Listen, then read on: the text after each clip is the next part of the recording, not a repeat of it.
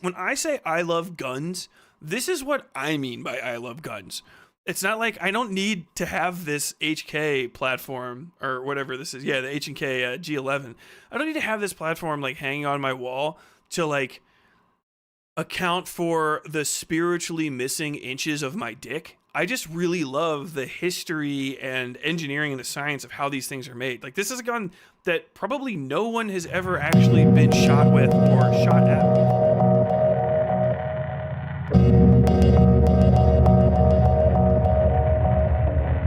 I used to listen to Shad a lot for his sword, armor, and medieval whatever content. He always rubbed me the wrong way a bit. Great to see he's a con dum-dum. Yeah. I'm so sorry for this like wet ass talking that I'm doing. Yeah, I think I popped up on him. I think now that I like reacquainted myself with HEMA stuff, that I was watching a bunch of Schola Gladiatoria videos because they're less nerd, like geek nerd, you know, culture nerd focused shit where it's like, you know, specifically like, can this, you know, trying to answer this question that has come up in like a Venture Brothers episode type deal stuff, and more focused on like real tactics and stuff. And I think I was watching him when I was trying to do a bunch of research on fencing and saber fighting for scenes and different stuff that I was writing when I was trying to basically do research to put together a character in my head. And so I think once I dipped into into Schola, because he's super familiar. Really, the thing that I remember isn't so much him as the gigantic sword wall behind him with all of those sabers, which, I mean, it could be anybody, but it seems specifically to be him.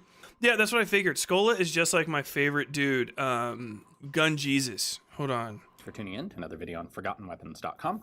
I'm Ian McCollum, and I'm here today at HK's Grey Room in Ashburn, Virginia. You may notice the stylistic similarities between him and Schola, right? Look at some of the other like gun YouTuber guys who are very irritating. It always starts off with like, yeah,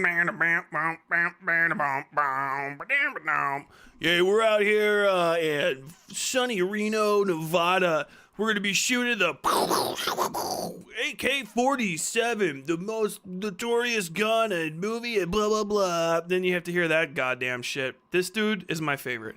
Those guys will never teach you an interesting fucking thing. I swear to God. You know, Grand Thumb, all those dudes. They're fine. Like, if you're gonna go watch somebody shoot some fucking tannerite, go do it. I mean, but like when the limit of your videos is basically just I spend a little bit more extra money on shooting watermelons, and you're not Gunnery Sergeant Arlie Ermy, like my interest level can never fucking peak past the chin. You know what I'm saying? All due respect, which I think I've already given. But like Ian McCollum will talk about a gun that was produced one time, just a one-time fabrication that he is allowed to touch because he's not a psycho that lives out in a fucking compound in rural Nevada. Maybe he's a well-adjusted guy that does that. But he has access to all of the coolest fucking randomest shit you've ever seen, including this thing. One of the most interesting guns that we've ever taken a look at here, and probably one of the most requested. This gun is sick, by the way. G11. This is a caseless ammunition firing prototype. Gun tube is a wasteland, absolutely. Supposed to equip the entire German army, but didn't. This was also tested by the US and not adopted. So people might remember this gun. This gun in like its shape was used sort of like ad nauseum for 15 fucking seconds, I feel like, in like 2004 to 2008 video games. You would see variations of this. I don't know why. I guess because it's kind of like a sciencey looking gun. It was just like this thing and like the Steyr AUG would always pop up as being like, this is a space gun kind of thing. If I remember from when I was 14, Arlie Ermy's show went crazy hard though. Arlie Ermy's show is fucking awesome. Mail call! Welcome back to Mail Call with Gunnery Ermy. I can't do his voice, but god damn it, he's perfect. Farther than most people think. This development of this rifle and its ammunition, and it's important to remember that as a caseless ammunition rifle, the ammo is basically as important. It requires as much technological development as the firearm itself. And development of this began all the way back in 1967. This was basically a joint project between HK for the rifle and Dynamit Nobel for the ammunition. And they did this. If you look at this, how blocky this gun is, and these like weird little chunks that are cut out of here, those are the sling holsters. And basically, especially for guns like this, they're not really trying to give you a proof of concept, battlefield ready weapon. This is basically just a gigantic chunk of material roughly holding in place the new operating system, the novel operating system that's going to deliver on the specifications that have been given to the designers. So like all of this, like the reason it's so chunky like this and these big cutouts and stuff isn't because they were like, somebody's going to want to use this like this. It was because they were like, all right, we just have to try to get the caseless ammunition system basically into existence. And then from there, we're going to work around it and slowly but surely chip away and make these things a little bit more and more efficient. And you can see this same sort of progress in almost any weapon system that's ever existed. And I include like swords and shit and shields and all those sort of things in that same ballpark. Like if you look at old versions of swords, like you go all the way back to like the Roman gladius and stuff, obviously they're built for a specific type of purpose, right? You know, like, hey man, I'm gonna fucking stick somebody in the goddamn neck with this goofy triangular shaped sword. And it's also kind of relying on whatever materials you had at the time and you know the skill level of the people that are going to be using the thing and all that sort of stuff. And then as like that sort of variant of sword, you know, gets more and more evolved, they always get a little bit more streamlined. They always get lighter.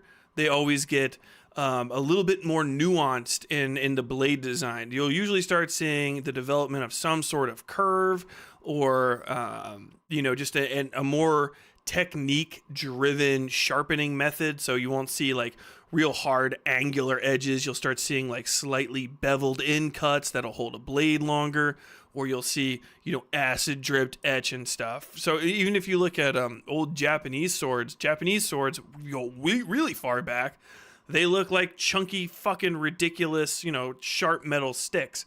And then when you get to the more refined, you know, you get up into the Nadachis and katanas and all that kind of goofy shit, then you start seeing the more, you know, refined things. And spears, it's the same sort of deal. Spears start out chunky, you know, sharp fucking stick. And then you start seeing like really, really advanced versions of spears when you get up into like the Roman Empire. You have the original Roman javelins. I think they're called pilums. I can't remember exactly, but it's like a metal stick with a wooden end so you can't throw it back. And it's just interesting that with almost every single sort of weapon system, even if you look at tanks started in World War I as just the most giganticest fat body of a fucking literally like a tank of water that you would put on top of a building with extra metal plated onto the side. And as you go, it gets smaller and smaller and smaller and smaller because you want to trade off all of these, you know, excesses for more maneuverability, for lighter production costs and stuff. And then a new technology gets born and the tank gets bigger and then it'll shrink and then it'll get bigger and then it'll shrink. And you see this in like basically every sort of weapons platform. You see this in armor platforms, physical human armor or otherwise. And if you think about metal armor, you know, human armor started as, you know, wood and stuff that people could just basically strap to themselves, very, you know, very handmade. And then you get into stuff that's actually got bits of metal, lacquered wood, nice, refined. You switch over to metal. Then you got big chunks, giant chunks of fucking whatever plate that you can kind of strap to yourself. And then that gets refined and refined and refined. And then you get to plate, boom, plate mail. Right? And then plate's gigantic, and then people start overcoming plate, and plate becomes a fucking liability on the battlefield, and it shrinks and shrinks and shrinks and shrinks and shrinks and shrinks, and eventually disappears. And then we have the advent of flak and ceramic armor, modern anti-ballistic armor, and it goes boom, huge, right? You have gigantic suits. I think nowadays we actually kind of thought our way through it. But if you look at a lot of the full platforms, which you'll never see fielded, because we kind of have an understanding of these things. And so people are thinking ahead 15, 16 times before you actually field them. You know what I mean? But if you ever look at the modern platform for Marine Corps armor, well, it might not even be modern anymore. We're talking 12 years, 13, 14 years since I got out. But the thing that I wore, which was we had the Interceptor 5, and then we had I can't remember what the fuck it's called, but if you fall in it, you'll, like, 3 out of 4 people will shatter their fucking elbows, or 1 out of 4 people will dislocate their elbows, I meant to say. And those things have basically, you have your, like, your gorget. Now that I know that word, I can't ever miss it, but there's a gaiter, a neck piece that goes around here, right? And then you have your shoulder, it flops over like this, and sort of, it's got a big cummerbund thing, and so it straps up, and it goes right down to your pelvis with the ceramic. And then there's a drop down triangular sheet of like a sort of loincloth that's your groin protector, and another drop down sheet on the back that's kind of wide and squarish, and that's for the lower portions of your kidneys and stuff. And so where those two things attaches, that's usually all you'll see, and your arms will be free and out. But where all of those little attachments are, they actually have extended versions of those for that armor platform. And I've never seen it fielded or worn in my life, but we saw the pictures, and they came because we literally, I unboxed my armor. I was like, well, our unit was one of the first ones to get this body armor, and so I literally unboxed it out of a box. It took the plastic off and shit, which is rare. Normally in the Marine Corps, you just get somebody else's sweat and or blood and piss stained shit, and then maybe they scrubbed it with bleach and you put it on. But in this case, we actually got it out of the bag. It had that new armor smell. And it came with like instructions on how to put all the rest of the pieces on it. Like basically, like, I got an IKEA thing that didn't have all of the bonus shit that was with it. And the neck piece that you see that we wore was like this high on me. So you can kind of like stick your nose down into it when you're walking around, or if you're trying to rest your helmet, and kind of get the edge on it and fall asleep. But the one that thing actually gets, like, there's a giant collar that comes up all the way up to like the side of your fucking ears, if I remember correctly. And then the stuff that goes on your legs, there's whole, like a skirt of ceramic plates that go on the front, and then the right side, and then like the back of your leg. And then another ceramic plate that goes down like past your butt, right? So basically, like, you're wearing the modern version of the Roman soldiers' like little tin plate armor skirt. The arm pieces go all the way down with plating to above your elbow, I think it was, and then all the way down to your wrist with Kevlar, and it also has a face mask part. That's right. Our normal collar goes up like this, and that's what the gorget thing, the neck piece, the gaiter stuck to, kind of like flop up. And then the other one that went up real high, it had a piece that goes up like plump, and I guess it would just go into your helmet or something. I don't know how the fuck you would even wear that. But yeah, that whole full platform had to probably weigh in the ballpark of like 80 fucking 90 pounds, man. Not really. If I had to do the calculations, I would say 50 to 60 pounds just on armor alone, which is insane. I think it also had shin pieces that attached to your legs, but they didn't attach to the armor. It was like a armor pieces for the bottom. That shit all probably got put together for something that's for like arty guys or some shit, or like demo dudes. I don't know. It's wild. There's so much stuff that you'll like see the tail end of something, and you're like, wait, there's more here? Like, while you're in the military, like, what do you mean this room is bigger than I thought this room was? There's those kind of things happen all the time, and no one will have answers. Should have worn that shit when you were hanging the razor wire. That was after the razor wire deployment, unfortunately. That was the fucking next deployment. Where was it? Where were we? No, that was the razor wire deployment. Yeah, I wish I did have that shit. Well, I didn't. I don't think that system came with gloves. Maybe it did. I can't really remember. The fucking picture was just absurd as fuck. But But yeah. No, those things are fucking wild. I don't know. I don't know why you would wear that shit. Mecha says, so I see. So that way they save the more intricate body engineering for later after the proof of concept. Yeah. They don't want to spend too much money on this. So you'll see a lot of guns that are real big and or like this. I'm meant to be over here. They're real big and chunky and like thick like that.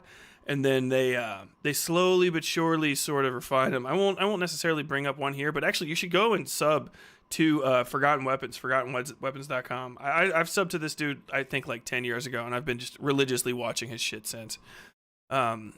It's fucking fantastic. If you want to know more about guns and actually know about guns and not just like, oh yeah, man, I guess this bullet's bigger than the other bullet. Like if you actually want to know the history and sort of the mentality behind gun design, 100% follow Forgotten Weapons.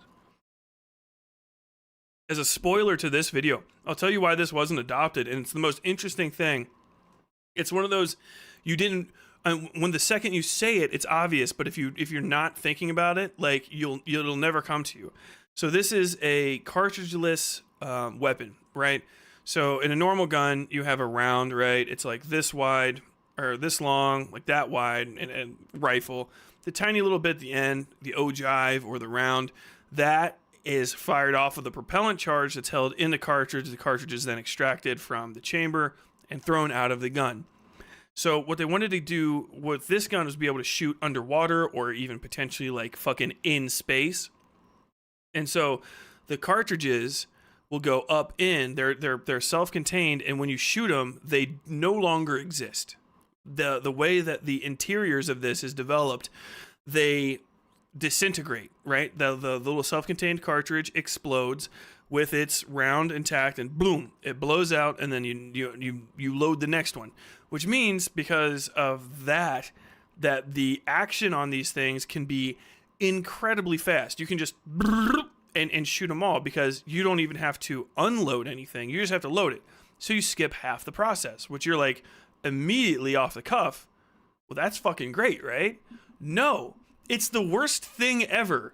It's the fucking absolute worst thing you can do, because what you're not thinking about is how fucking crucial the spent cartridge is to the operation of a gun. It's wild. So just in basic weapons engineering, the weight alone of the cartridge, spent and unspent, has to go into the mechanics, the mathematics of the mechanics of the gun. So you have to have enough force to push forward and load the round, right?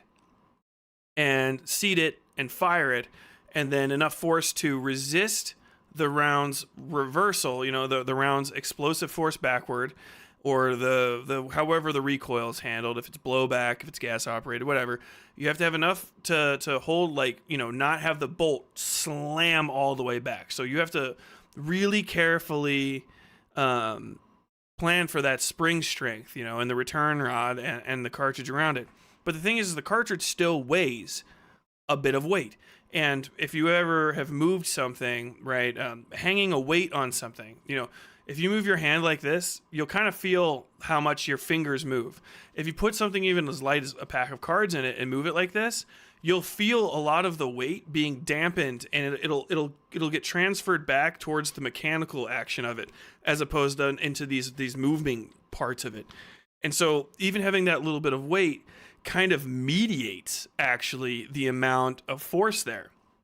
In addition to mediating the amount of force, when that explosion happens inside the round, the brass absorbs the largesse of the heat because it's immediately in contact with the heat, and brass is conductive, right? So when you fire that gun and that little brass goes out, that brass takes whatever 10, 15 degrees of 100 degrees with it. The rest goes out with the gas almost, and then another 10 or 15 stays in the barrel. When you have a gun that doesn't have a round to extract, all of the heat stays in the barrel. It's just a constant explosion. And because you only have one way to go out, when you shoot like an M16, your bolt opens. Bloop. So for a moment there, like it's a fraction of a second really, but it's still a moment.